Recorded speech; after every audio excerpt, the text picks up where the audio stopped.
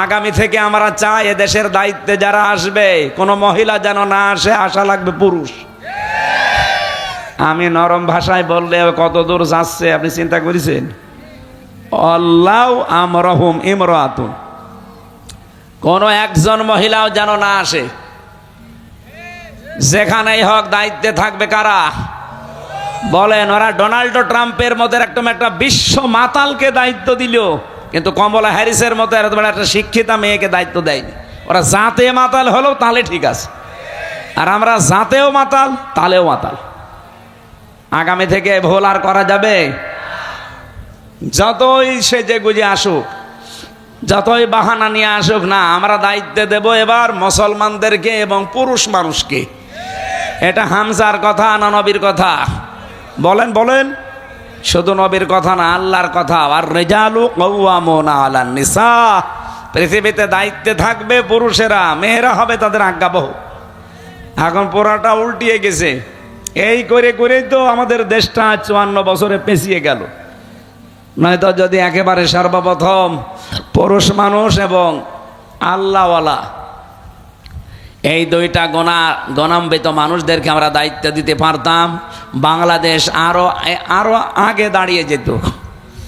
Malaysia কয়েকদিন আগে আমি ছিলাম, ওরা 2004 সাল থেকে দাঁড়িয়ে গেছে। পুরুষ মানুষ দায়িত্ব পালন করে। আমি কয়েকটা প্রদেশে ঘুরেছি মালয়েশিয়া, একটা জিনিস আমার কাছে ক্লিয়ার, পরিষ্কার। খাদ্যে যদি ভেজাল পায়, কোনো খাবারে ঔষধ দিয়েছেন, বিষ দিয়েছেন, ফরমালিন দিয়েছেন, যদি ধরা পড়ে কোনো বিচার নেই, সঙ্গে সঙ্গে মেরে ফেলবে। আমার মনে হয় বাংলাদেশের রাজশাহীর বাগমারার একটা সন্তান, আমাদের কুষ্টিয়া বিশ্ববিদ্যালয়ের বড় ভাই, ওনার নাম হচ্ছে আব্দুল জব্বার মণ্ডল। নাম শোনেননি? আপনারা যারা মিডিয়া জগতে আছেন তারা দেখেছেন। ঢাকার মতো জায়গায় একজন মানুষই পরিবর্তন করে ফেলেছে।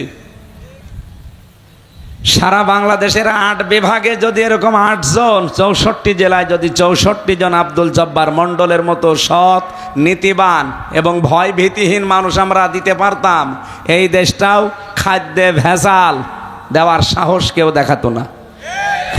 বিভিন্ন পণ্যের দাম নিজেদের মন মতো বসিয়ে 2000 টাকারটা 20,000 টাকা নেয়।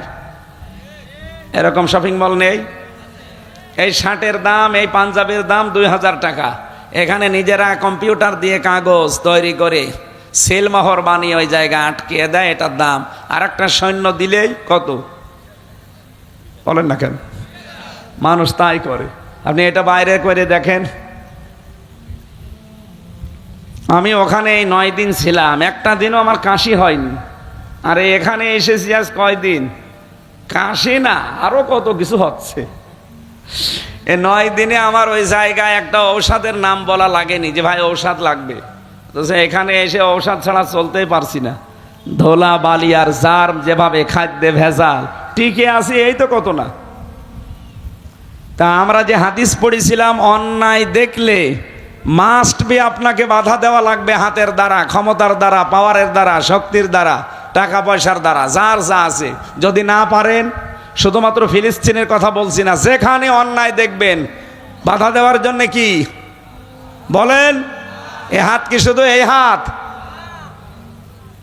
কথা বুঝতেছেন আপনারা?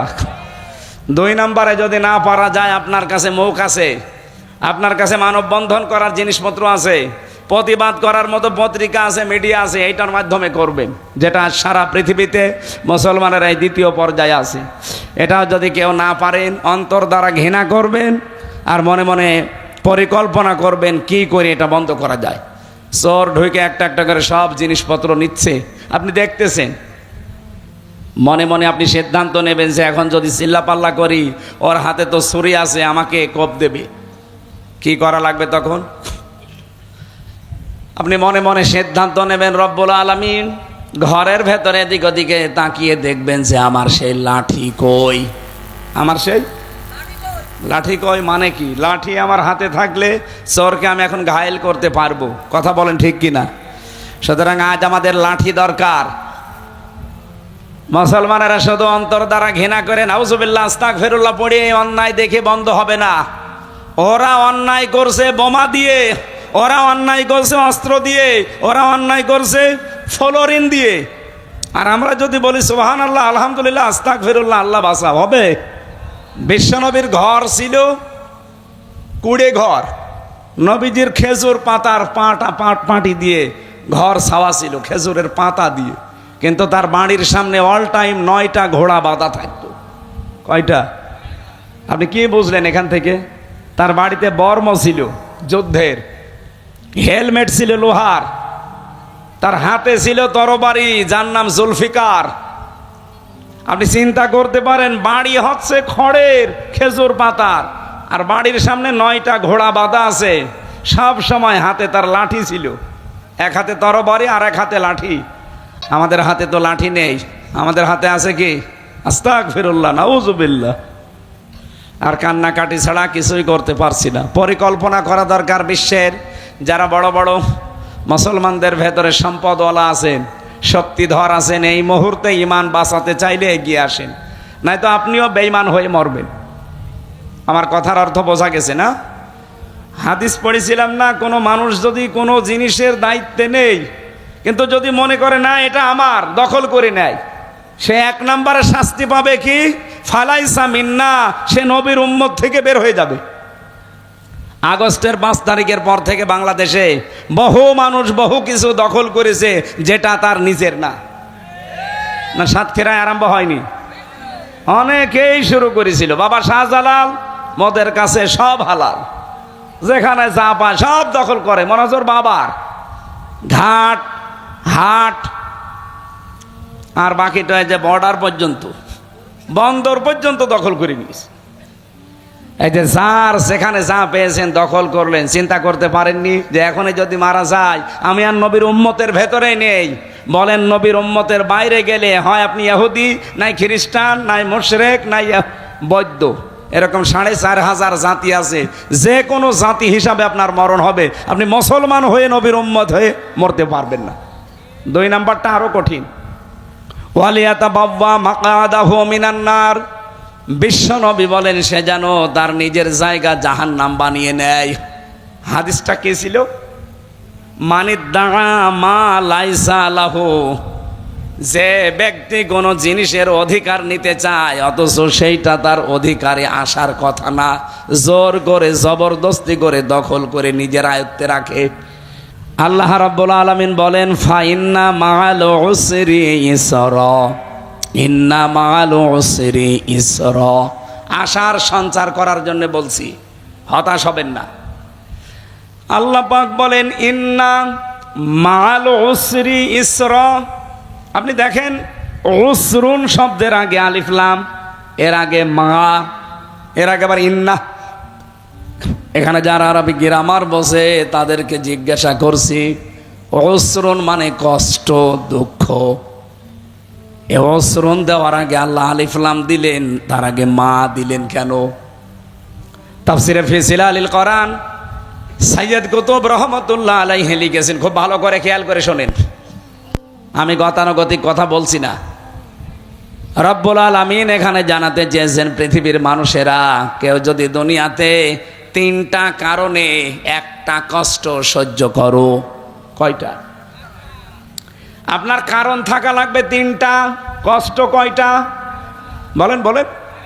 এই জন্য কষ্ট এ বলার আগে আল্লাহ মারেফা করে দিলেন, নির্দিষ্ট করে দিলেন যে একটা। আপনি যদি একটা কষ্ট দুনিয়ায় ভোগ করেন, ইসর, এটা আবার নাকেরা, অনির্দিষ্ট, এর আগে আলিফ লাম দেয়নি।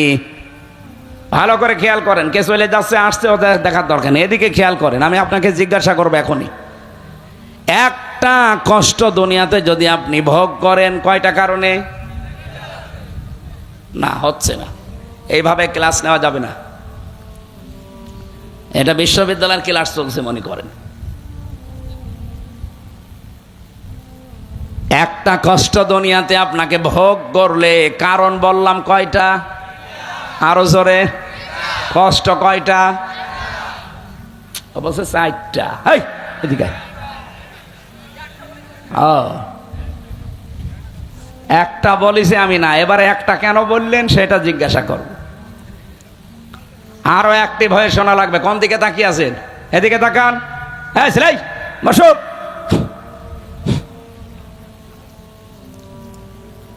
বলেন তো কষ্ট কয়টা, কারণ কয়টা? আপনি যে কোনো কারণে কষ্ট পাবেন আর পরের ইসর আল্লাহ দিয়ে দেবে না।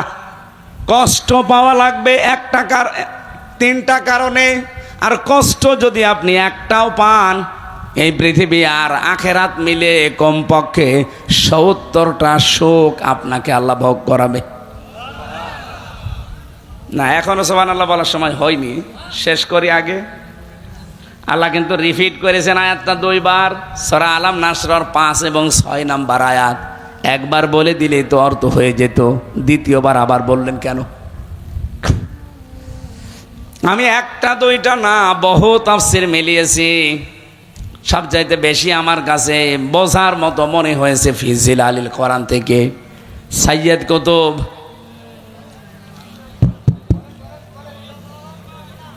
বলেন বললেই হবে না, আপনাকে জবাব দেওয়া লাগবে, তারপরে তো বলবো। আমি আন্দাজে বলেই গেলাম, আপনি শুনেই গেলেন না। আমি ওই রকম ক্লাস করি না।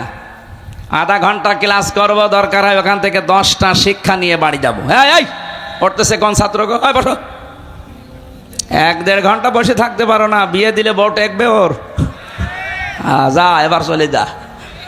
আর এখানে কত মেয়ের বাপ বসে আছে জানেন আপনি? আর চলে যাচ্ছেন মানে? আমি যে পর্যন্ত বললাম এ পর্যন্ত বুঝেছেন কিনা বলেন তো? না, আপনি বোঝেননি। আলেমরাও এখনো পর্যন্ত ক্লিয়ার হয়নি। আপনার কষ্ট পাওয়া লাগবে একটা কারণ। কয়টা? যে কোনো কারণে কষ্ট পেলে হবে না। হাসিনাও তো যাওয়ার সময় কষ্ট পেয়েছে, কি কথা বলছে না কেন? কিন্তু ওর কষ্টের জন্য আল্লাহ ইসরা দেবে না। কষ্ট পাওয়া লাগবে কয়টা কারণে বলেন? 1 নম্বরে যদি আপনি আল্লাহর জন্য কষ্ট পান, 2 নম্বরে যদি রাসূলুল্লাহর জন্য কষ্ট পান, 3 নম্বরে যদি মানবতার জন্য কষ্ট পান। এই 3 কারণে যদি কেউ দুনিয়াতে কষ্ট পায়, কষ্ট কয়টা? আরো জোরে। এই জন্য কষ্টের আগেই দেখবেন মারা, এর আগে আলিফ লাম নির্দিষ্ট করে আল্লাহ জানাতে চেয়েছেন, একটা কষ্টের জন্য আমি আল্লাহ গ্যারান্টি দিলাম ইসরা। এটা আর মারেফা না, এটা নাকেরা। তাফসীরে ফি জিলালিল কোরআন উনি লিখেছেন, একটা কষ্টের কারণে ৭০টা সুখ আপনাকে আল্লাহ ভোগ করাবে। এই বাংলাদেশে আমরা আজ 54 বছরে, বিশেষ করে 15.5 বছরে যারা কষ্ট পেয়েছি আল্লাহর জন্যে, রাসূলুল্লাহর জন্যে, মানবতার জন্যে, একটা কষ্টের জন্যে সুখ ভোগ করাবে আল্লাহ। কয়টা? এখানে কি আওয়ামী লীগ চলে আসলো নাকি? এটা তো বন্ধ হওয়ার কথা না। ও, ভারতের কারেন্ট না, এইভাবে করলে তো ভুলে যাবে। আমার এখন কিছু গুরুত্বপূর্ণ তথ্য সামনে আসবে, আর বারবার ডিস্টার্ব করলে কিভাবে বোঝাবো? আর আমি বলে গেলে হবে না, তাড়াতাড়ি করুন ভাই। এখানে কি দাঁড়িয়ে আছেন কেন? বসেন, এক জায়গায় বসেন।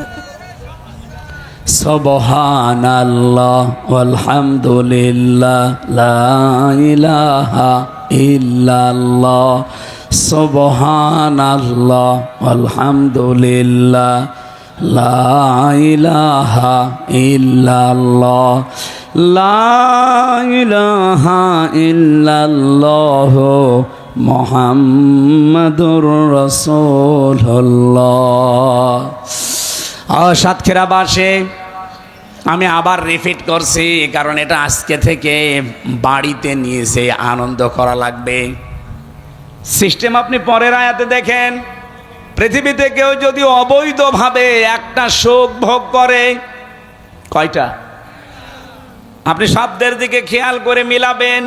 আপনি যদি অবৈধভাবে একটা সুখ ভোগ করেন, কমপক্ষে ৭০টা দুঃখ আপনাকে আল্লাহ ভোগ করাবে। সুখ কয়টা বলেন? কিভাবে? অবৈধভাবে। এই যে 15.5 বছরে যারা ছিল তারা সুখ পায়নি, এ কি বৈধ ভাবে না অবৈধ? এই কথা বলা লাগবে। তাহলে এক একটা অবৈধ সুখের কারণে দুঃখ ভোগ করাবে আল্লাহ কয়টা? এই জন্যই তো ছাই গোষ্ঠী সব বিদায় নিয়েছে। কারণ আপনি নিজেও জানতেন এই আসনের যিনি রবি আহমেদ নাকি নাম, মোশতাক আহমেদ রবি, উনি জানতো না যে সরকার অবৈধ সরকার, বিনা ভোটের সরকার। তারপরও আগ বাড়িয়ে বলছে আমারেও দেন, আমিও হয়ে গেলেন আপনি এমপি, বিনা ভোটের এমপি। দিনের ভোট রাতে হয় সেই এমপি। এই কথা বলেন না কেন? এরকম এমপি হওয়ার পরে আপনি অবশ্যই সুখ পেয়েছেন না পাননি? কয়টা? একটা। 15.5 বছরে কত সুখ পেয়েছে আপনি জানেন? টাটকা আর মরা সুখ মিলে আমি নাম নিলাম না। আপনি টের পাচ্ছেন কি বলি? কাওয়া কাকুর মতো মানুষ আজরাইল দেখে ঘুরে এসেছে, তারপরও সে সুখ থেকে বঞ্চিত না।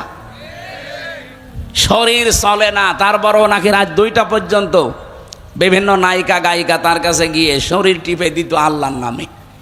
বলেন নাউজুবিল্লাহ। শরীর চলে না কাওয়া কাকুর, অথচ সুখ দুনিয়ায় পেয়েছে না পায়নি? বলেন।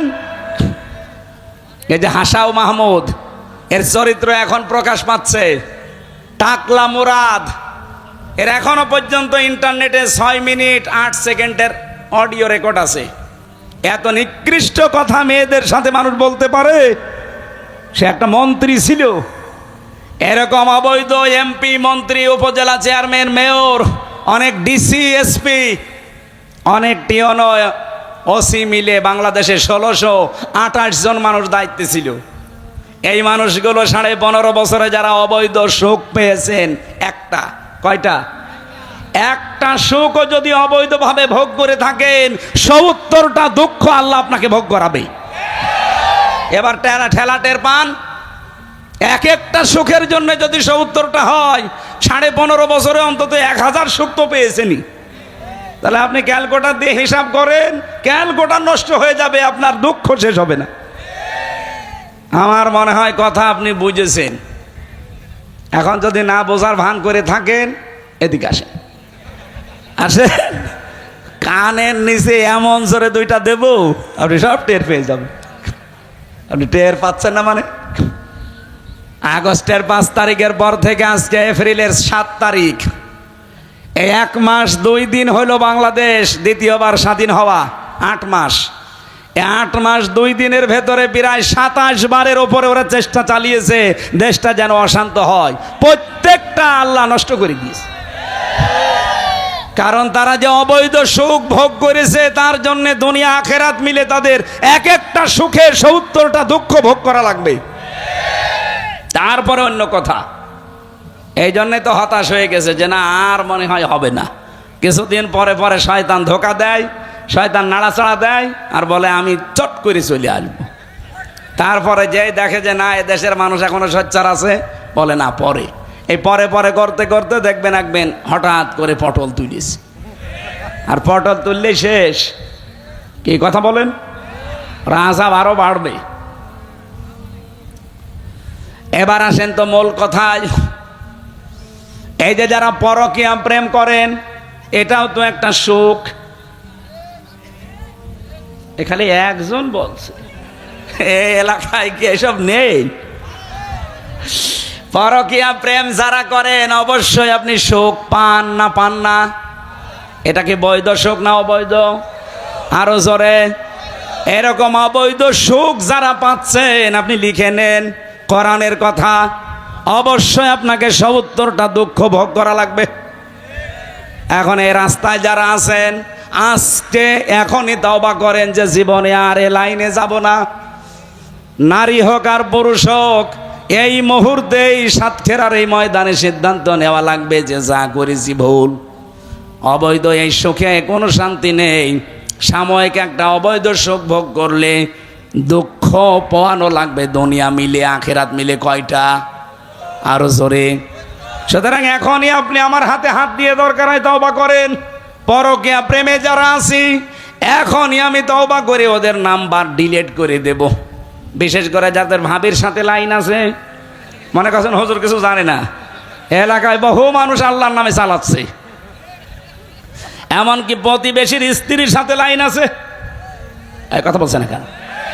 এই পৃথিবীতে আল্লাহ 3 শ্রেণীর মানুষের প্রতি সবচাইতে বেশি রাগান্বিত হয়ে থাকে।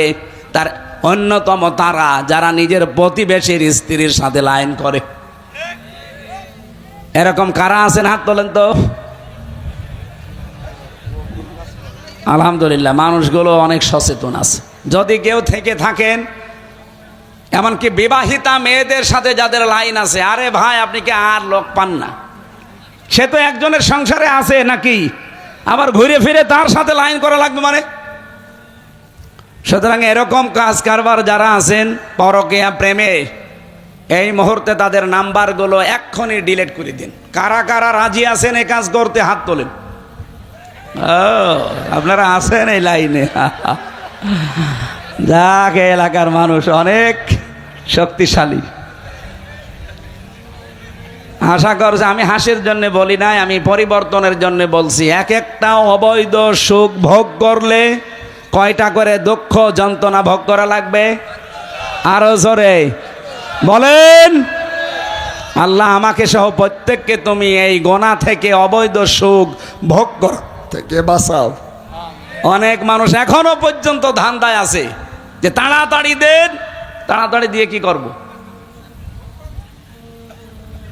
আপনি যে তাড়াতাড়ি দিতে চান, এখনই যদি আবার দিয়ে দেয় সংস্কার না করে, ও যারা আছে তারা তো আবার দিনের ভোট রাতে করবে। কে কথা বলেন? আর দিনের ভোট রাতে করলে কি শোকটা অবৈধ হবে না বৈধ হবে? আমরা শোক পেতে চাই, কিন্তু বৈধভাবে। এই জন্য বাংলাদেশ জামাত ইসলামীর কোন এমপি যারা দাঁড়াবে 300 জন, একজনও বলেছে যে এখনই নির্বাচন দেন না। তারা নির্বাচন চায়, কিন্তু বলছে না, সংস্কার করে দিন। কারণ আমরা শোক পাবো, শান্তি পাবো, অবৈধভাবে শোক পেতে চাই না। আপনার এই সাতক্ষীরা যতগুলো আসন আছে বাংলাদেশে, অন্য জেলার খবর আমি জানি না, অন্তত সাতক্ষীরা আর কুমিল্লা, এই জেলাগুলোতে জামাত ইসলামী বাংলাদেশের যারা দায়িত্বে আছে এরা পাশ করবে, আমি লিখে দিতে পারি। মুহাদ্দিস আব্দুল খালেক, মুহাদ্দিস রবিউল বাশার, অধ্যক্ষ ইজ্জতুল্লাহ, এক গাজী নজরুল ইসলাম, এই যে 4 জন। আপনি একটা মানুষের মুখে আজ 8.5 মাস চলছে, 8 মাস 2 দিন, শুনেছেন কোনোদিন যে এখনই দেন, খেয়ে বাসি? কেন? এরা পাশ করার মতো না? হ্যাঁ, কথা বলছেন না কেন? আপনি অন্যদিকে নিয়ে যাবেন না, নিজের বিবেক দিয়ে প্রশ্ন করে বলেন, এরা পাশ করার মতো না? এখানে যে এরা এর আগেও পাশ করেছে অনেকে, তাদের পূর্বপুরুষরা, এ বাংলাদেশ তো দেখেছে। অন্য জেলার খবর বাদ দিলাম, এই জেলায় তো অন্তত তারা চাইতে পারে যে এখনই দেন, আমরা এখনই চেয়ার পাই, কিন্তু তারা বলে না কেন? কারণ সংস্কার হয়নি। ওই 1628 জন মানুষ যারা এই জালেমকে টিকিয়ে রেখেছিল, এই ভুয়া 3টা নির্বাচন করেছে, ওই ডিসি, ওই এসপি, ওই টিওনো, ওরা এখনো আছে। হ্যাঁ, হয়তো সাতক্ষীরারটা গেছে কুমিল্লায়, কুমিল্লারটা কুষ্টিয়ায়, কুষ্টিয়ারটা কুড়িগ্রাম, জিনিস তো একই, খালি পাল্টিয়েছে জায়গায়। কথা বলেন না কেন? ওরা যতদিন পর্যন্ত পাল্টাবে না ততদিন ওরা থাকলে ওই কাজই করবে। আর এটা বলতে গেলে আপনার রাগ হয়। এক লোক বিয়ে করে বাসর রাতে শাশুড়ি যে বলছে, বৌমা কি করবা আমি জানি না, আমার কিন্তু নাতি চাই। বলছে, মা আপনি আমার সময় দেবেন না? একটু সময় দেন। ননদ আর দেবর এসে বলছে, ভাবি কি করবা জানি না, আমাদের কিন্তু ভাতিজা চাই। বলছে ঠিক আছে। দাদি শাশুড়ি এসে বলছেন, আজ বউ আমার কিন্তু পতি চাই। বলছে, দাদি আপনারও লজ্জা শরম নেই, আপনি সময় দেবেন না? স্বামী এবার এসে বলছে, আমি ঘুমিয়ে পড়লাম, আমার কিন্তু বেবি চাই। ঘমটা খুইলে ফেলে এবার বলছে, বংশ কিসব পাগলের বংশ? তুমি, তোমার মা, তোমার ভাই বোন, তোমার দাদি সব এসে বলে কারো ভাতিজা লাগবে, কারো পতি লাগবে, কারো নাতি লাগবে, আর তোমার বেবি লাগবে, আর তুমি পড়ছো ঘুমিয়ে। আমি কি ডাউনলোড করে নিয়ে আসবো? আমি পাবো কোথায়? অন্তত 10 মাস 10 দিন সময় দেওয়া লাগবে না? এক কথা বলছে না কেন?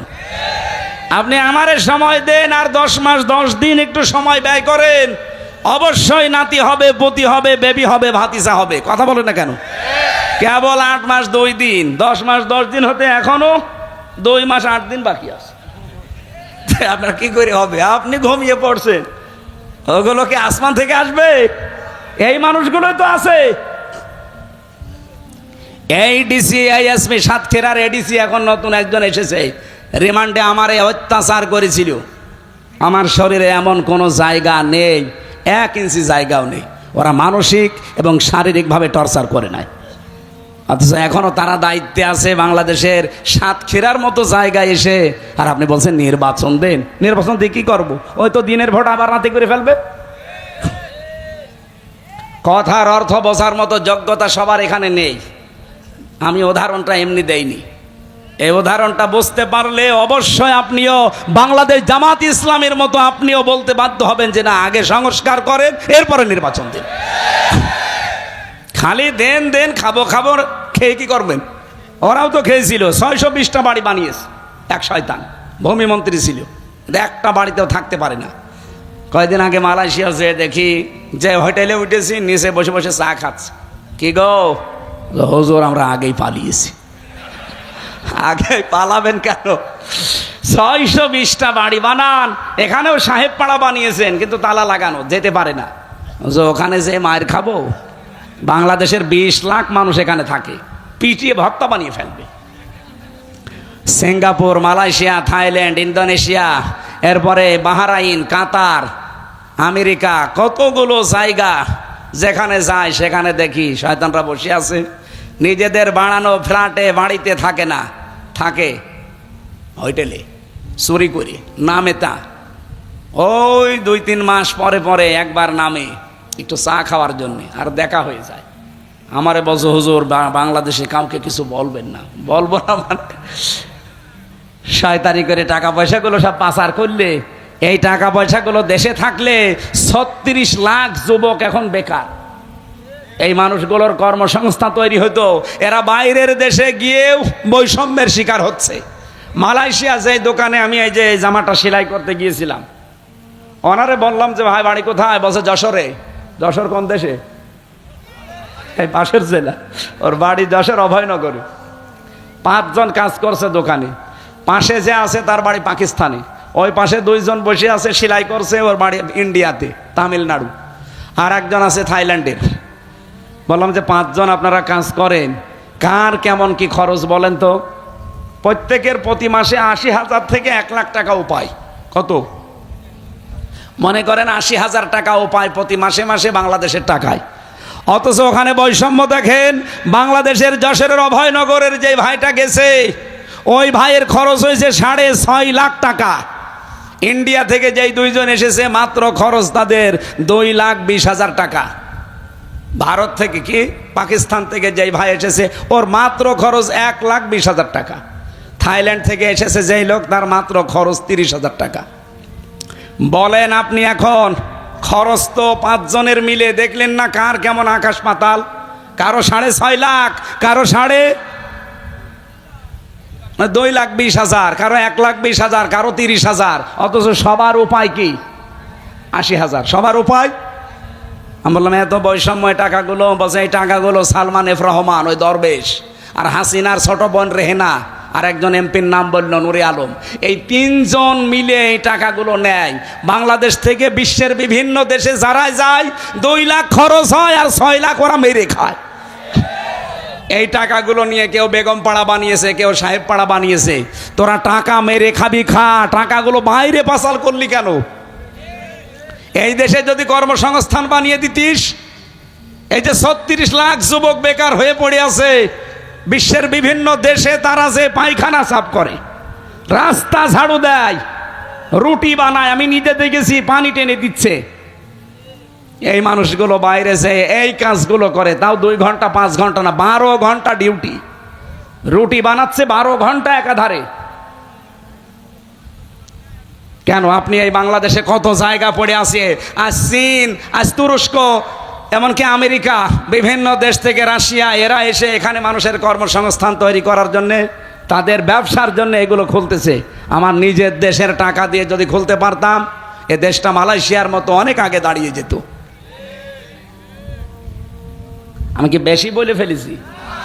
একটাও বেশি হয়নি, যা বলেছি সব পড়িয়ে দেখে, এই চোখ দিয়ে দেখা। এই জন্য আমরা বারবার বলছি, আগামীতে যারা আসবে হাও খাও বন্ধ করেন। খালি খাবো খাবো করেন কেন? কি করবেন খেয়ে? ওরা যদি এই খাও খাও বন্ধ করে নিজেরা এই কাজ কারবারগুলো দেশে করতো, ওদেরকে মরণের আগে কেউ নামাতে পারতো না। সব জায়গায় বৈষম্য তৈরি করে রেখেছিল। আল্লাহ রাব্বুল আলামিনের যে আয়াত আমরা পড়েছি, সূরা দোহার 7 নম্বর আয়াত, আমি তাফসীর আকারে কথা বলবো এখান থেকে। আপনারা বিরক্ত হয়ে যাচ্ছেন না তো?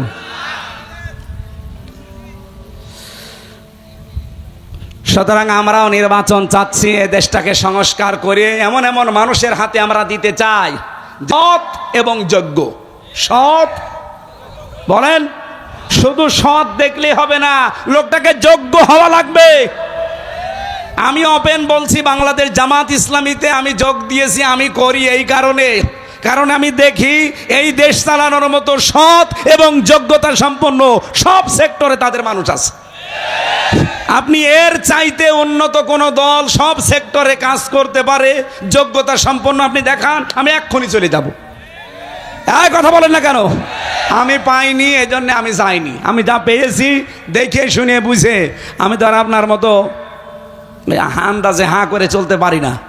আমি কোরআনের ওপরে অনার্স মাস্টার্স করেছি কি হাওয়া খেয়ে। আমি বুঝতেছি না যে কোরআন কি বলে। ওয়াদাল্লাহুল্লাযীনা আমানু মিনকুম ওয়া আমিলুস সালিহাত লা ইস্তাখলিফান্নাহুম ফিল আরদ কামা ইস্তাখলাফাল্লাযীনা মিন ক্বাবলিহিম, সূরা নূরের 55 নম্বর আয়াত। আল্লাহ তাআলা বলেন, আল্লাহ ওয়াদা করছেন তোমাদের ভেতরে যারা ঈমান আনবে আর আমলে সালেহ করবে। সালেহ মানে কি? এখানে সালের ব্যাখ্যা হয়তো অনেকে নেক বলবে, না, সালেহ মানে যোগ্য। শুধু নেক না, আপনাকে ঈমান আনার পরে যোগ্যতা সম্পন্ন হওয়া লাগবে। এই বাংলাদেশে এটা আমি সবচাইতে বেশি পেয়েছি জামাত, শিবির আর ছাত্রী সংস্থার ভেতরে। আপনি এখন চ্যালেঞ্জ দেন।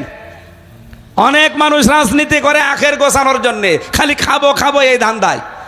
কিন্তু এই যাদের নাম বললাম, এদের ভেতরে যদি এই চরিত্র পান, আপনি একটা দেখান, আমি এক্ষুনি তওবা করে চলে আসবো। আপনি রাগ না করে নিজের বাস্তবতায় মিলান। আপনাদের তো সাতক্ষীরার নিজে পরিচিত মাওলানা ইয়াসার রিয়াসাত আলী, আশা শুনি না, আমি নিজে গিয়েছিলাম। তার এক নাতি আমার সাথে পড়তো, এই যে আশরাফ ভাই, আমি সে মুয়াজ্জিম সাহেব, মুয়াজ্জিম, তার বাড়ি পর্যন্ত আমার মনে হয় এখনো মাটির বাড়ি আর টিনের বাড়ি।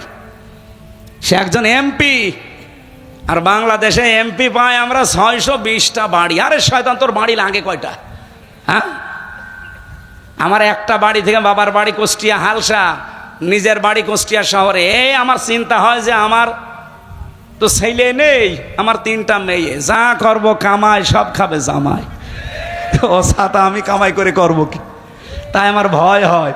আর ওই শয়তানদের, তাও তো আমার 3টা ছেলে আছে, জামাই তো অন্তত খাবে। আর ওদের ছেলে নেই, মেয়ে নেই, বাড়ি আছে 620টা, ওর খাবে কে? ওর চোখ বন্ধ হয়ে গেলে ওগুলো কুকুর শিগালে খাবে। কথা বলেন না কেন? আমার ভাইরা, এই জন্য সৎ এবং যোগ্য যারা, আবার খেয়াল করেন, ঈমান থাকা লাগবে এবং সৎ যোগ্য হওয়া লাগবে। তাহলে আল্লাহর ওয়াদা, জমিনের শাসন ক্ষমতা আল্লাহ তাদেরকে দেবেন। আল্লাহ এতটুকু শেষ করেননি।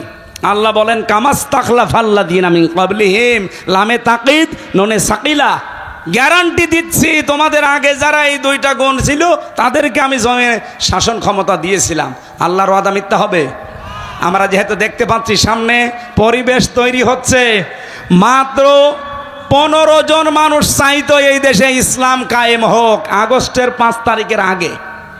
আর এখন এই যে এপ্রিলের 1 তারিখে জরিপ বের হয়েছিল আন্তর্জাতিকভাবে, বাংলাদেশে এখন 100 জনের 66 জন মানুষ বলছে আমরা ইসলাম চাই। অথচ 8 মাস আগে মাত্র 100 জনের 15 জন বলতো যে আমরা ইসলাম চাই। কয়জন বলেন? তার ভেতরে আশরাফ সাহেব একজন, মনে করেন হামজা একজন, এরকম মাত্র 100 জনের 15 জন। আরে 8 মাসের ব্যবধানে এখন 100 জনের 66 জন মানুষ চাচ্ছে যে দেশে ইসলাম কায়েম হোক, হিন্দু পর্যন্ত। এই গোবিন্দ পরামানিক এ কি মুসলমান না হিন্দু? এ কয়েকদিন আগে স্ট্যাটাস দিয়েছে, সংবাদ সম্মেলন করে বলিস, এমনকি লাইভ করে বলছে যে বাংলাদেশে যদি ইসলাম আসে আমরা অন্য জাতির লোকেরা সবচাইতে নিরাপদে থাকতে পারবো। সুতরাং সুযোগ কিন্তু আসতেছে। মা ওয়াদ্দাআকা রব্বুকা ওয়া মা ক্বালা, কোনো আফসোস নেই, কোনো চিন্তা নেই, কোনো টেনশন নেই। আল্লাহ আমাদের ছেড়েও দেয়নি, আমাদের ত্যাগও করেনি, এমনকি আমাদের ওপর আল্লাহ অসন্তুষ্ট না। পরীক্ষা তো আল্লাহ নেবেই। বিশ্ব নবীকে তাই 40 দিন পরীক্ষা নিয়েছিলেন। এই আয়াতটা নাজিল করার আগে ওহী বন্ধ ছিল কতদিন? 40 দিন। আপনজন যারা আছে তারা পর্যন্ত উল্টাপাল্টা কথা বলছিল, এমনকি নিজের চাচি আবু লাহাবের স্ত্রী ওই কথা বলেছে মোহাম্মদের কাছে যে শয়তান আসে, সেই শয়তান তাকে ত্যাগ করেছে। বলেন নাউজুবিল্লাহ। আজও বাংলাদেশের এই 15.5 বছর, এমনকি এই ফিলিস্তিনের দৃশ্য দেখে গতকাল তাসলিমা নাসরিন এই কোলাঙ্গার মহিলা কাল স্ট্যাটাস দিয়েছে, কোথায় তোদের আল্লাহ? ফিলিস্তিনে যা হয়ে গেল, আল্লাহ যদি থাকতো তে কিছু করতো। এরকম কোলাঙ্গার গুলো দেখে দেখে আশ্রয় দেয় এই নাসরি মুশরিকরা। এই বাংলাদেশের যারা ইসলামের, যারা মানবতার যারা ক্ষতি করে, তাদেরকে ওরা আশ্রয় দেয়। আপনি তাকান, তাসলিমা নাসরিনের মতো এই দুশ্চরিত্র, এই মানুষ নামে কলঙ্ক, আল্লাহকে ভুল ধরে, বিশ্বাসও করে না। এই শয়তানকে দুনিয়ার কেউ নিতে রাজি না। গণহত্যার সাথে জড়িত হাসিনা পৃথিবীর কোনো রাষ্ট্র নিতে রাজি না, অথচ দাদা নিয়ে বসে আছে। আমি কি বেশি বলছি? এই জন্য আল্লাহর ঘোষণা হচ্ছে, আমাদের কোনো হতাশা নেই।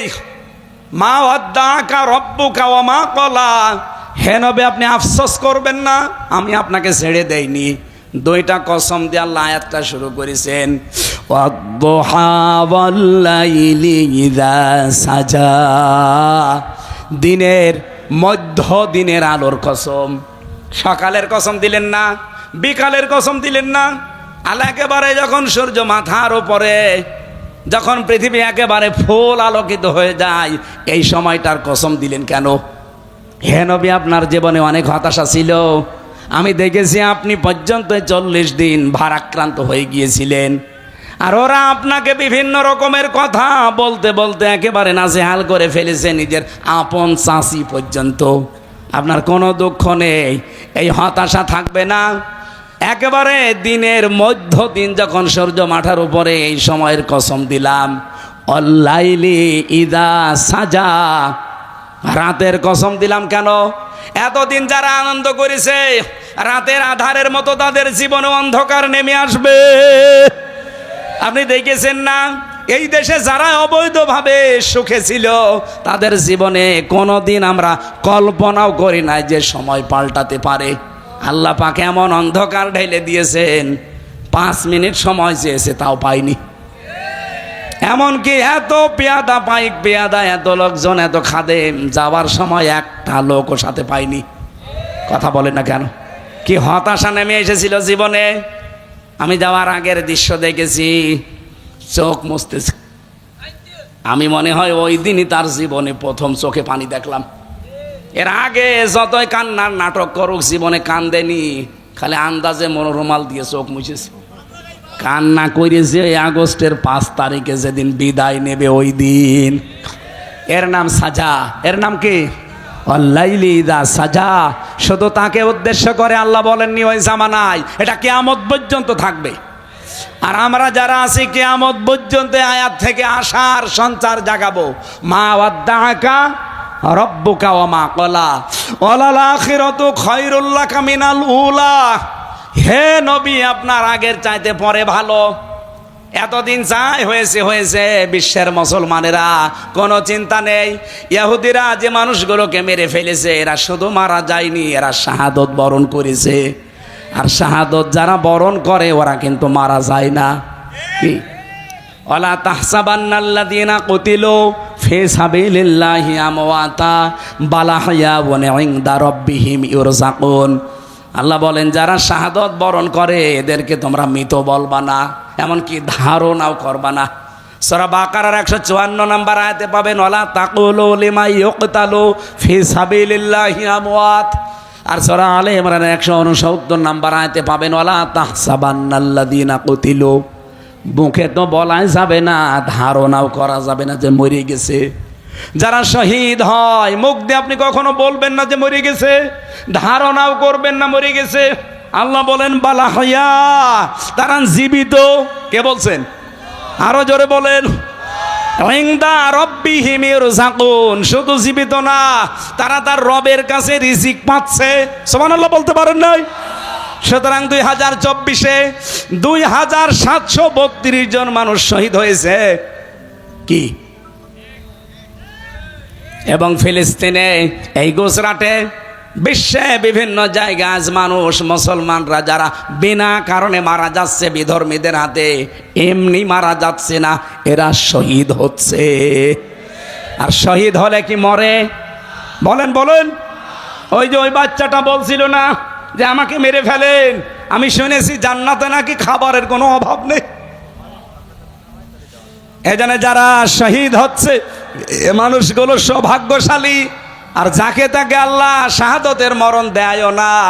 যার ইমানটা আল্লাহর পছন্দ হয়, যার কর্মজীবন প্র্যাকটিস এবং অ্যাক্টিভিটিস, প্র্যাকটিক্যাল লাইফ আল্লাহর কাছে ভালো লেগে যায়, তখন তাকে এমনিতেই মরণ না দিয়ে শাহাদতের মরণ দেয়। তার প্রমাণ আল্লামা সাইদি 13 বছরের ভেতরে তো মরল না।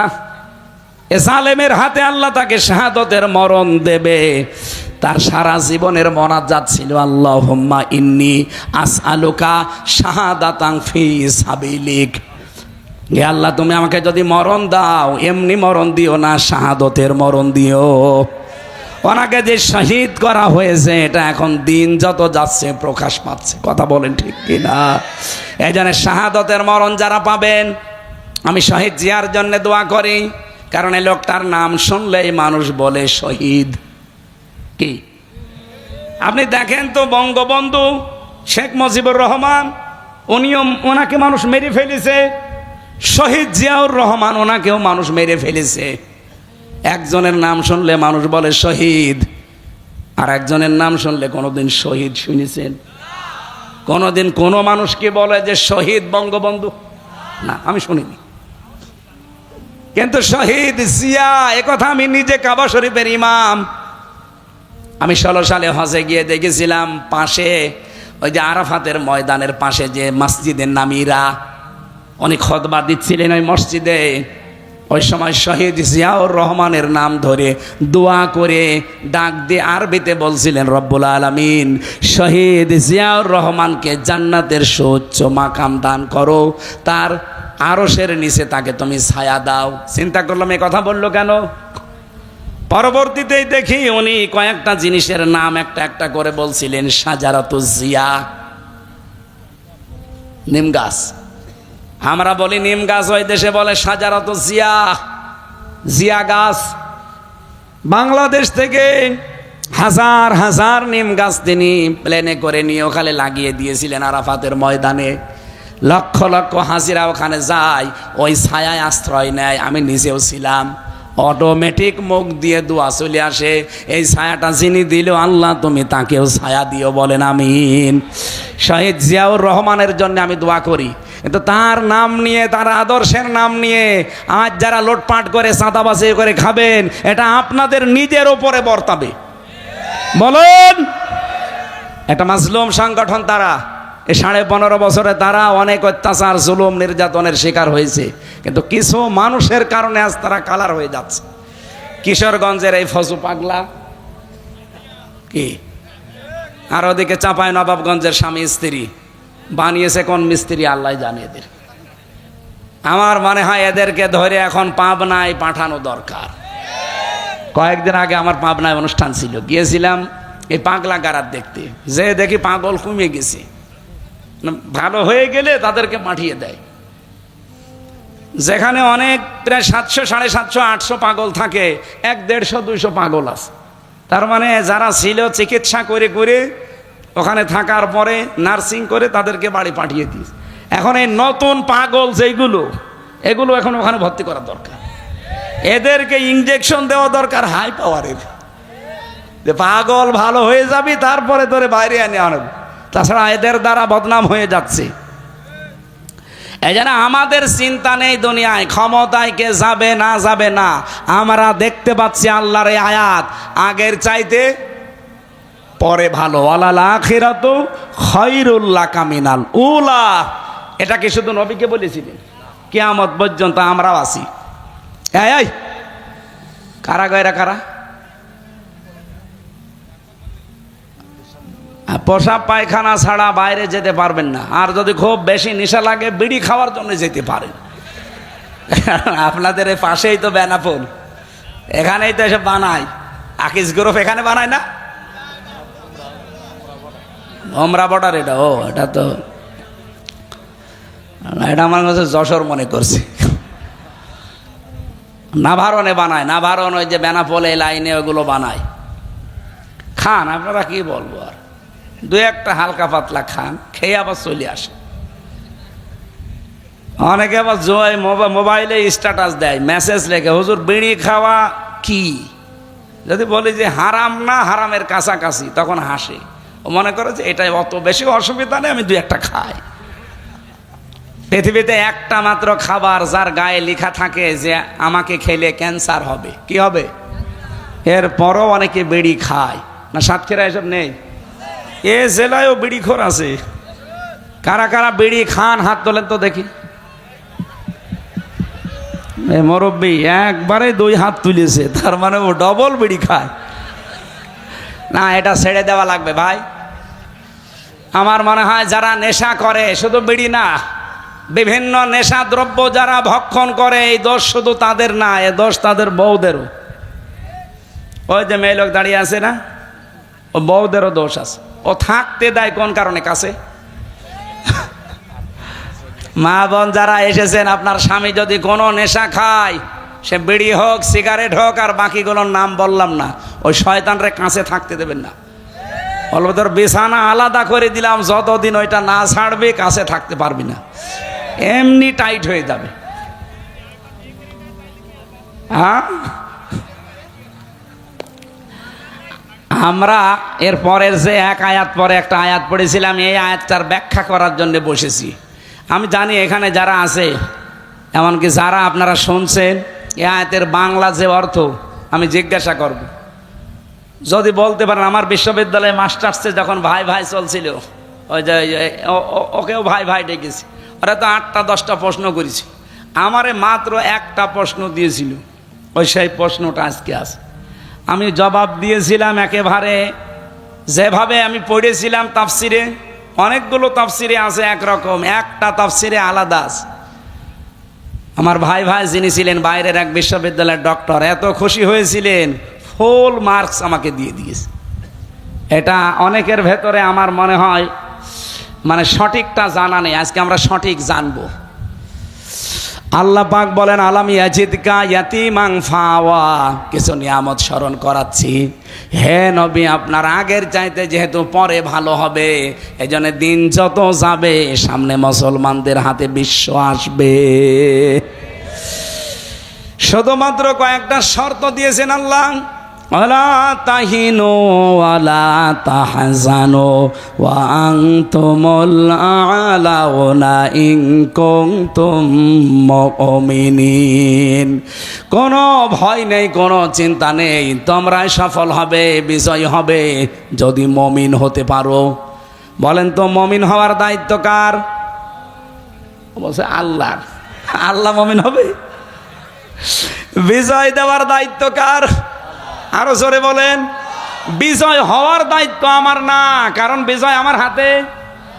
বলেন, আজ বিশ্বে মুসলমানের আবার বিজয় হবে, কারণ আমি কোরআন থেকে পড়েছি, অরাআইতান নাস ইয়াদখুলুনা ফি দীনিল্লাহি আফওয়াজা।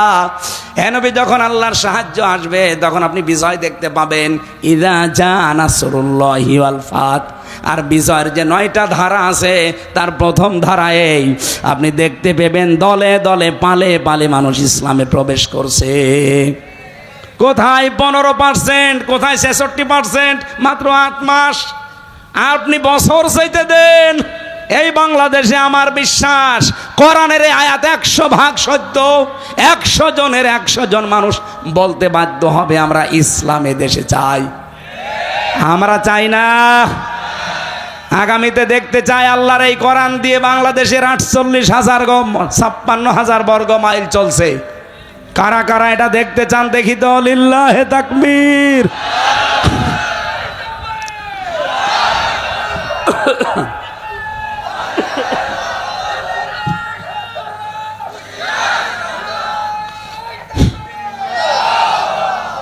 আমার ভাইরা এবার একটু খেয়াল করেন, আল্লাহ নবীজিকে স্মরণ করাচ্ছেন।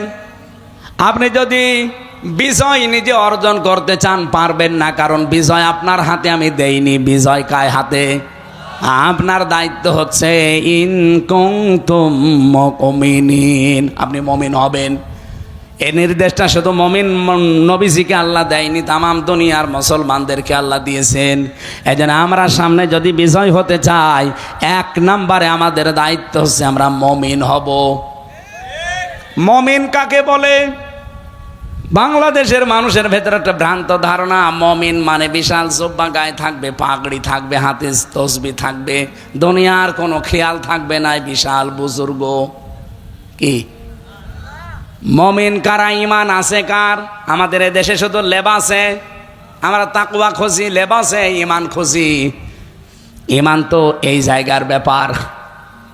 কি নবীজি জানিয়েছেন, ইদা সাররাতকা হাসানাতুকা ওয়া সাআতকা সাজ্জিআতুকা ফাআনতা মুমিন।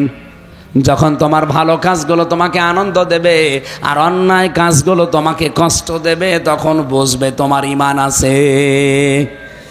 এ বাংলাদেশে সবার কাছে ভালো কাজ ভালো লাগে, সবার কাছে অন্যায় কাজ এটা কষ্ট লাগে না, আর অনেকে আনন্দ নিয়ে করে। এই জন্য 1 মাস চলে গেল তাকওয়ার মাস। তাকওয়া যে কিভাবে আপনি তৈরি করবেন, কোন স্তরে আপনি পৌঁছাবেন তাকওয়ার, এই গুরুত্বপূর্ণ তথ্যটা বলে আমার আয়াতে আমি যেতে চাচ্ছি। তাফসীর থেকে বলছি, বিশ্বনবী জানিয়েছেন তাকওয়ার স্তরগুলো। এই পৃথিবীতে তাকওয়া অর্জনের প্রক্রিয়া পেয়েছি আমি 6টা। 1 নম্বরে আপনাকে হকের অনুসন্ধান করা লাগবে। ভালো করে শুনবেন, আপনি কোন স্তরে আছে আপনি মিলাবেন। শুধু এরকম পাগড়ি মাথায় দিয়ে বসে থাকলে হবে? আপনি কি দেখবেন যে আপনি কোন স্তরে আছেন? 1 নম্বরে আপনাকে হকের অনুসন্ধান করা লাগবে, হক খোঁজ করা লাগবে। আমাদের জাতির পিতা হযরত ইব্রাহিম, তিনি কিন্তু হক খোঁজ করেছিলেন। কি প্রথমে তারকা দেখেছেন, বলেছেন এইটাই আমার রব। যখন ডুবে গেছে বলছেন না। যখন চন্দ্র দেখলেন বললেন এইটা আমার রব। যখন ডুবে গেছে বলছে না। যখন সূর্য দেখলেন বলতে এইটা আমার রব, হাজা আকবার, এটা আমার বড় রব। যখন ওইটাও ডুবে গেছে বলছে না। ইন্নী ওয়াজ্জাহাতু ওয়াজহিয়া লিল্লাযী ফাতারাস সামাওয়াতি ওয়াল আরদা হানিফা ওয়া মা আনা মিনাল মুশরিকিন। আমার চেহারা আমি ঘুরিয়ে দিলাম ওই রবের দিকে, যিনি আসমান আর জমিনের উদ্ভাবক। আমি মানুষ দেখানোর জন্য ঘুরি নাই, আন্দাজেও ঘুরি নাই, ঘুরেছি হানিফা, একনিষ্ঠভাবে। ওমা আনা মিনাল মুশরিকিন, আর আমি মুশরিক না। জোরে বলেন সুবহানাল্লাহ। বাংলার সাতক্ষীরার মুসলমানেরা, আমাদের জাতির পিতা ইব্রাহিম নবী তিনি হক অনুসন্ধান করে খুঁজে খুঁজে পেয়েছিলেন। আর আমাদেরকে দেশের আলেমরা চোখে আঙ্গুল দিয়ে হক দেখিয়ে দিলেও আমরা মানতে চাই না। বলেন, তাহলে আপনি হক অনুসন্ধান করেন। আপনি প্রক্রিয়ার 1 নম্বরে আছেন, 2 নম্বর পেয়েছি। হক পেয়ে গেলে আপনাকে কবুল করা লাগবে। এটা আজ আমাদের ভেতরে নেই, শুধু দলীয় চিন্তায় থাকি, এই যে আমার দলের লোক নাকি দেখি। হক কথা, হক বিষয় যদি কোনো জায়গায় পেয়ে যান, আপনার বিবেক যদি সায় দেয় যে না এটা হক, মাস্ট বি আপনাকে কবুল করা লাগবে। 3 নম্বরে এটা হকের প্রচার করা লাগবে। এবার 4 নম্বরে হকের উপরে দৃঢ় থাকা লাগবে। 5 নম্বরে হক কায়েম করার জন্য সর্বাত্মক চেষ্টা করা লাগবে। 6 নম্বরে হক কায়েম হলে হককে টিকিয়ে রাখার জন্য সাহায্য করা লাগবে। আপনি বলেন তো এই 6টা স্তরের কোন স্তরে আছেন? আপনি না হক অনুসন্ধান করেন, না হক কবুল করেন, না হককে আপনি প্রতিষ্ঠা করার জন্য চেষ্টা করেন, না হকের ওপরে টিকে থাকার জন্য আপনার কোনো পরিশ্রম আছে, না হক কায়েম হলে আপনি সাহায্য করার জন্য কাজ করেন। কি করেন আপনি? এই জন্য নিজের দিকে তাকে একটু আফসোস নিয়ে আসেন ভেতরে। তাছাড়া আপনি তাকওয়ার কোনো পর্যায়ে থাকতে পারবেন না। আল্লাহ রাব্বুল আলামিন হেদায়েত দেওয়ার জন্য যে আয়াতটা আমরা পড়েছিলাম, আলাম ইয়াজিদিকা ইয়াতীমান ফাআওয়া, হে নবী আপনাকে ওরা দুঃখ দেয়, আশেপাশে কথা বলে আমি আপনাকে কি এতিম পাইনি, এরপরে আশ্রয় দেয়নি। ওয়াজাদাকা দাল্লান ফাহাদা। এটার বাংলা অর্থ করার জন্য আমি আহ্বান জানাচ্ছি এবার আলেমদের। এটা আলেম না? বাংলা অর্থ করতে পারবেন এটার? ওয়াজাদাকা দাল্লান, হ্যাঁ এই যে পথ হারা ছিলেন আপনার আল্লাহর নবীকে যদি বলেন আপনি পথ হারা ছিলেন, ওই মাওলানা মিজানুর রহমান আজহারের মতো আপনি কালকে কালার হয়ে যাবেন। উনি তো ভালো নিয়তেই বলেছিল। কি উনি যেই কথাগুলো বলেছে একটা কথাও কিন্তু খারাপ কথা না, কিন্তু নবীর শানে ওই কথাগুলো বললে আমরা মেনে নিতে পারি না। উনি নবীকে কাউবয় বলেছিল, এটা বাংলাদেশ না বিশ্বের মুসলমানেরা এই শব্দটা অভ্যস্ত না, কিন্তু নবী তো ছাগল চড়িয়েছে না চড়াননি? উনি হযরতে খাদিজাতুল কুবরা রাদিয়াল্লাহু তাআলা আনহাকে ইনটেক নয় এই বলেছিলেন। তো এই শব্দটা আমাদের মায়ের ব্যাপারে যায়। উনি আমাদের মা না? কথা বলেন না কেন? তাহলে এখানে যে শব্দটা উনি তো বাংলা অর্থ ঠিকই করেছে। দল্লান মানে পথহারা, দল্লান মানে পথভ্রষ্ট, দল্লান মানে গোমরা। বাংলা অর্থ যদি আমি ওইভাবে করি, কালকে দেখেন সারা বাংলাদেশে আমার নামে বদদুয়া শুরু হবে। তাহলে কি অর্থ করা লাগবে এখানে? ওয়াজাদাকা দাল্লান ফাহাদা, হে নবী আমি আপনাকে অনবহিত পেয়েছি। অনবহিত, আপনি পথ অনুসন্ধান করছিলেন। ওই যে হকের যে 6টা অর্থ বললাম প্রথম, এইটা আপনি হক অনুসন্ধান করছিলেন। হক সম্পর্কে, পথ সম্পর্কে, হেদায়েত সম্পর্কে আপনি অনবহিত ছিলেন। আপনি অজ্ঞ ছিলেন বলতে পারবেন না, আপনি পথ হারা ছিলেন বলতে পারবেন না, এমনকি আপনি পথভ্রষ্ট ছিলেন তাও বলতে পারবেন না, আপনি গোমরা ছিলেন তাও বলতে পারবেন না। কেন? নবীদের শানে কথাগুলো যায় না, অথচ বাংলা অর্থ কিন্তু এটাই। সূরা ইউসুফের 23 নম্বর আয়াতটা পড়ার জন্য বলছি আলেমদের। ওখানে আছে সূরা ইউসুফের 23 নম্বর আয়াতে আপনি পাবেন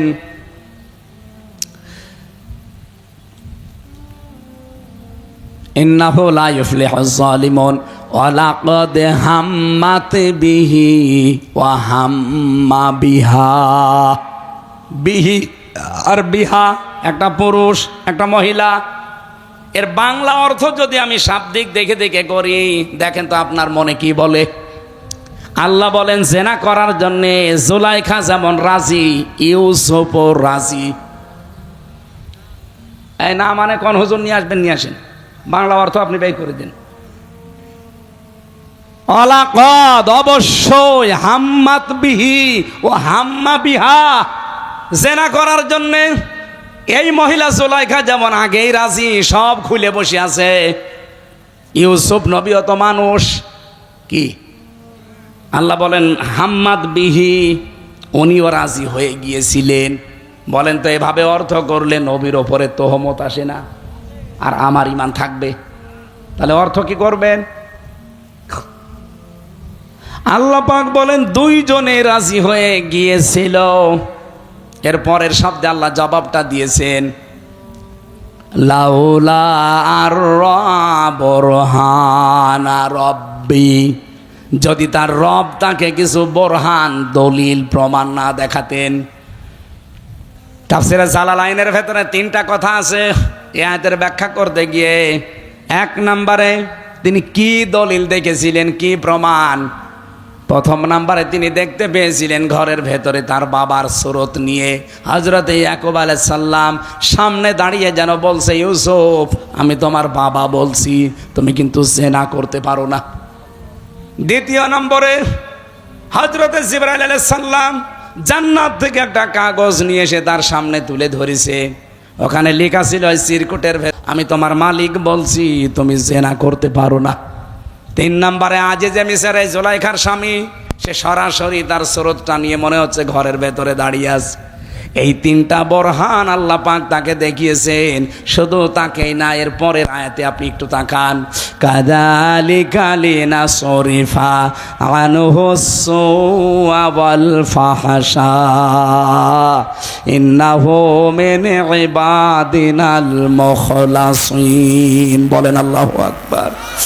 আল্লাহ বলেন কাযালিকা, এইভাবে, লিনাসরিফা সরফ মানে নড়াচড়া করা, আনহুসু ওয়াল ফাহশা অন্যায় অশ্লীল অবৈধ কাজ আমি তার থেকে দূরে সরিয়ে দিয়েছি। শুধু তাকে সরিয়েছি না, ইন্নাহু মিন ইবাদিনাল মুখলাসিন, এটা বহু বচন। মুখলিস দিতে পারতেন, মুখলাসিন দিলেন কেন? কিয়ামত পর্যন্ত ইউসুফের মতো চরিত্রের মহা দুর্যোগের সময় যারা নিজেকে হেফাজত করে রাখতে পারবে আল্লাহর ভয়ে, রব্বুল আলামিন কিয়ামত পর্যন্ত এই মানুষগুলোকে ইউসুফের মতো বাঁচিয়ে দেবেন। এই জায়গায় নবীজিকে আল্লাহ ডাক দিয়েছেন, আপনাকে আমি পথ সম্পর্কে অনবহিত পেয়েছিলাম। আমি যদি ওই দিন ওই মাস্টার্সের ভাই ভাই বলতাম, স্যার হে নবী আপনাকে আমি গোমরা পেয়েছি, পথভ্রষ্ট পেয়েছি, আমার 100 নাম্বারের 100 নাম্বার না 0 দিত। কারণ আমি নবীর ওপর একটা খারাপ ধারণা দিয়ে দিলাম। যেই বলেছি অনবহিত পেয়েছি, উনি বলছে যান আপনার হয়ে গেছে, একটা জবাব দিয়েই উনি খুশি। অথচ ওরে জিজ্ঞেস করেন 5-6টা প্রশ্ন করিস, আর আমার মাত্র একটা প্রশ্ন ছিল।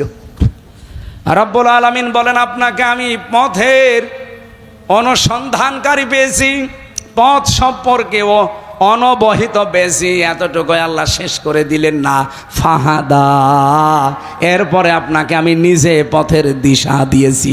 বলেন সুবহানাল্লাহ। আজ তামাম পৃথিবীর মানুষ আমরা, বিশেষ করে মুসলমানেরা আজ পথ সম্পর্কে উদাসীন। আমরা সবাই পথ খোঁজ করতে আসি কম বেশি। রব্বুল আলামিন তোমার হাবিবকে যেভাবে হেদায়েত দিয়েছিলে, তুমি আমাদেরকেও পথের দিশা দাও। বলেন আমিন। পথ মানে এখানে হাদা শব্দ দিয়েছেন আল্লাহ। হাদা মানে, আপনারা কি ঘুমাচ্ছেন না বেশি হয়ে গেল সময়?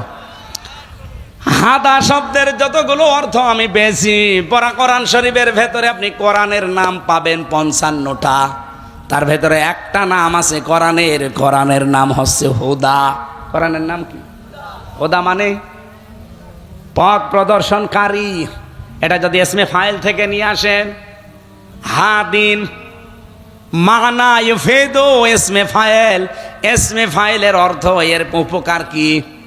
আল্লাহ নিজে বলছেন ফাহাদা, হেদায়েত দেওয়ার মালিক কিন্তু দুনিয়ায় কেউ না। জান্নাতে যাওয়ার জন্য সবচাইতে বেশি লাগবে যেটা, তার নাম কি? হেদায়েত। কি লাগবে? হেদায়েত না হলে জান্নাত যেতে পারবেন? তাহলে জান্নাতে যাওয়ার জন্য আল্লাহ হেদায়েত পাঠিয়েছেন। পড়া কোরআন শরীফের ভেতরে বললাম 55টা নামের একটা নাম হচ্ছে হুদা বা হাদা।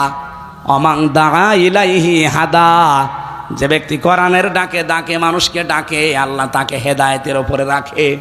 ফাকাদ হুদিয়া ইলা সিরাতিম মুস্তাকিম, কোন মানুষ যদি কোরআনের ডাকে সাড়া দিতে পারে কোরআনের হেদায়েতে, আল্লাহ নিজে তাকে সিরাতে মুস্তাকিম নসিব করে দেন। বলেন আমিন। তাহলে এখান থেকে আমরা পেয়েছি হাদা শব্দের ব্যাখ্যায় হেদায়েত পাওয়ার জন্য আল্লাহ কোরআন পাঠিয়েছেন, আর হেদায়েত না পেলে জান্নাতে যাওয়া যাবে না। সুতরাং আল্লাহর নবীও পথ সম্পর্কে অনবহিত ছিলেন। তাকে যেমন আল্লাহ পথের দিশা দিলেন, আমরাও আজ দিক বিদিক ঘুরে বেড়াচ্ছি। আমরা যদি পথ পেতে চাই, আল্লাহর পাঠানো হেদায়েত, তার নাম কি? বলেন বলেন। দলমত নির্বিশেষে আল্লাহর এই হেদায়েতের কাছে আপনাকে আসা লাগবে। এখন হেদায়েত পাবে কারা? আমি আজকে দুপুরে আমার যশোরে আলোচনা ছিল, হেদায়েত পাবে কারা? 5 প্রকার মানুষের কথা পেয়েছি। ওটা সূরা বালাদের 11 নম্বর থেকে 18 নম্বর আয়াত পর্যন্ত আপনি ব্যাখ্যা বাড়িয়ে দেখবেন। এই 5টা গুণ যাদের ভেতরে আছে, ফাক্কু রাকাবা আও ইতআমুন ফি ইয়াউমিন যী মাসগাবা ইয়াতীমান যা মাকরাবা আও মিসকিনান যা মাতরাবা সুম্মা কানা মিনাল্লাযীনা আমানু ওয়া তাওয়াসাউ বিস-সাবরি ওয়া তাওয়াসাউ বিল মারহামাহ উলাইকা আসহাবুল মাইমানাহ। লম্বা করে দলিলগুলো বলা যাচ্ছে না, অনেক রাত হয়ে যাচ্ছে। এই 5টা গুণ দুনিয়াতে যাদের ভেতরে পাবেন, 1 নম্বরে ফাক্কু রাকাবা। দুনিয়ায় যে মানুষগুলো দাস মুক্তির জন্য চেষ্টা চালায়, এই বাংলাদেশে আজ প্রায় 73টার উপরে দল, শুধু 49টা নিবন্ধিত দল রাজনৈতিকভাবে, আর বাকিগুলোর নিবন্ধন এখনো নেই। সবাই কিন্তু এক কাজ করছে না। আমরা দেখতে পাচ্ছি এই দেশে একটা মাত্র দল, তারা মানুষকে মানুষের গোলামি থেকে মুক্ত করার জন্য চেষ্টা চালাচ্ছে। এই কথা বলা লাগবে। মানুষ মানুষের গোলামি করবে, এটা জায়েজ নেই। মানুষ মানুষের আইন মানবে, এটা হারাম। মানুষ আইন মানবে কার? ফাক্কু রাকাবা। এই গুণ যাদের ভেতরে আছে তারা হেদায়েত পাবে। 2 নম্বরে আও মিসকিনান যা মাকরাবা, যারা এতিম মিসকিনদের, অসহায় মানুষদের খাবারের ব্যবস্থা করে। আজ কোথায় সেই সিলেট মৌলভীবাজারে আমিরে জামাতের বাড়ি, সেখান থেকে ছুটে আসতেছে সাতক্ষীরার শ্যামনগরে, এখান থেকে ছুটে যাচ্ছে কুড়িগ্রামে, উলিপুরে। কেন? ধনী মানুষ দেশে আর নেই। কাউকে তো এভাবে দৌড়াতে দেখি না। মানুষের মুখে হাসি ফোটানোর জন্য যার দিন রাত নেই। আমার সাথে বেচারা জেলে ছিল, আমি জেল থেকে বের হয়ে বাড়িতে গেলাম মা বাবার কাছে, স্ত্রীর কাছে, সন্তানের কাছে, আর উনি জেল থেকে বের হয়ে একবারে চলে এসেছে সাতক্ষীরায়। মুহাদ্দিস আব্দুল খালেক মন্ডল রহমতুল্লাহ আলাই তার কবর দেখতে। এই জেলার মানুষ না, অধ্যক্ষ জেলখানায় মারা গেছে না। বলেন তো, এই যে গুণগুলো যে আমি বলছি কোরআন দিয়ে, এটাকে আমি বানাচ্ছি। ইয়াতীমান যা মাকরাবা, নিকট আত্মীয়র ভেতরে যারা এতিম আছে তাদের যারা খোঁজ খবর নেয়। আপনি ধর্ম আত্মীয় পাতিয়েছে সেই যশোরে প্রতি মাসে মাসে 3 বার করে যায়, অথচ নিজের আত্মীয় স্বজনের ভেতরে আপন বোন গরিব মানুষ বছরে 1 বারও যায় না। এই গুণগুলো আপনারা বাড়ি যেয়ে মিলিয়ে দেখবেন। হেদায়েত পাওয়ার এগুলো শর্ত, এগুলো সফল হওয়ার জন্য জীবনে লাগবে। 3 নম্বরে আল্লাহ রাব্বুল আলামিন বলেন, হেদায়েত থেকে বঞ্চিত কারা? ফামান তাওয়াল্লা ফামান কাযযাবা ওয়া তাওয়াল্লা। যেই লোকটা কোরআনের কাছে ডাক দেওয়া হয় কিন্তু আল্লাহর কোরআনের কথাগুলো সব বিশ্বাস করতে চায় না, মিথ্যা মনে করে আর অহংকার করে মুখ ফিরিয়ে চলে যায়, এই মানুষগুলোকে আল্লাহ হেদায়েত থেকে বঞ্চিত করে দেয়। বলেন নাউজুবিল্লাহ। আমরা এই চরিত্র যেন না বানাই। মেয়েরা যারা এসেছেন, আমি জেলখানায় বসে বসে মেয়েদের 2টা বই লিখেছিলাম, পারিবারিক জীবনে দাম্পত্য কলহ এবং তার সমাধান কি হবে। ওটা আপনারা মেয়েদের জন্য নিয়ে যেয়ে পড়ান। এখানে গাড়ি আছে কোথায় আমি জানি না, দেখেন ওখান থেকে নিয়ে যাবেন। মেয়েরা যারা এসেছেন বিস্তারিত কথা আপনাদের, রাত 12টা বেজে যাচ্ছে বলতেও পারছি না।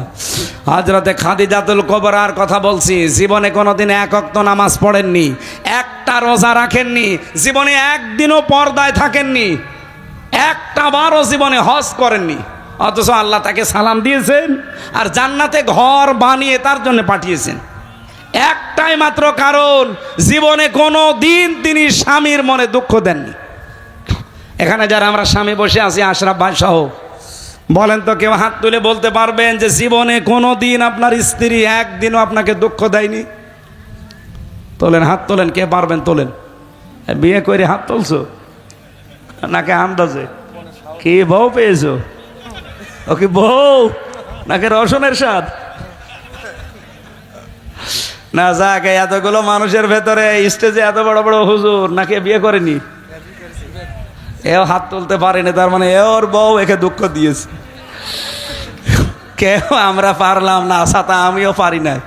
কারণ আমি মিথ্যা কথা বলবো কেন, আমি দুঃখ পেয়েছি এই জন্য তুলতে পারিনি। ও পাইনি, একটা মানুষ গো।